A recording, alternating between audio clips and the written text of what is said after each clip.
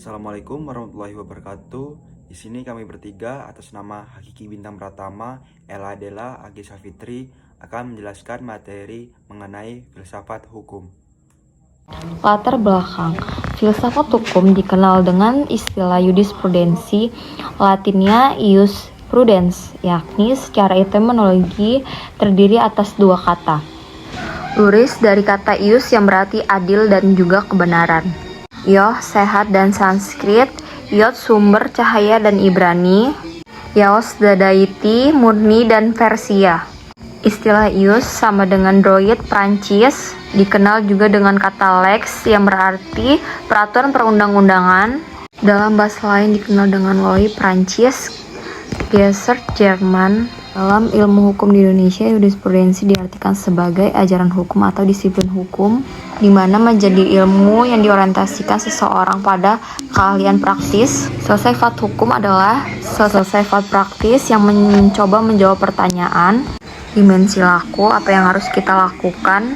Inilah yang menyebabkan filsafat hukum dekat dengan etika. Etika filsafat bermula dari pemerenungan yang bersifat abstrak, berasal dari filsufat Yunani kuno. Kemudian setelah menguatkan pengaruh kekuasaan Romawi, maka filsafat hukum tidak lagi memandang hukum sebagai pemerenungan yang relatif, tetapi hukum dilihat dari kerangkai praktis. Hukum menjadi konkret dalam kodeks kitab hukum yang tidak abstrak. Faktor ideologi. Filsafat hukum erat kaitannya dengan ideologi. Hal ini karena setiap pemikiran selalu memikirkan apa yang seharusnya ideal tentang kekayaan dunia tempat hidupnya. Selain itu, ideologi juga memberikan pengaruh pada paradigma seseorang memandang sesuatu, serta bagaimana menurut pendapatnya cara menyelesaikan masalah. Penjelasan, filsafat dan ilmu pengetahuan atau sains, kunci dari hubungan keduanya adalah karakter disiplin hukum, yaitu A. Karakter normatif dari hukum, bahwa hukum mengindikasikan sebuah pedoman atau patokan bersikap tindak di mana pedoman ini berisikan pernyataan-pernyataan yang harus mengimplikasikan pernyataan yang lainnya atau relasi keharusan.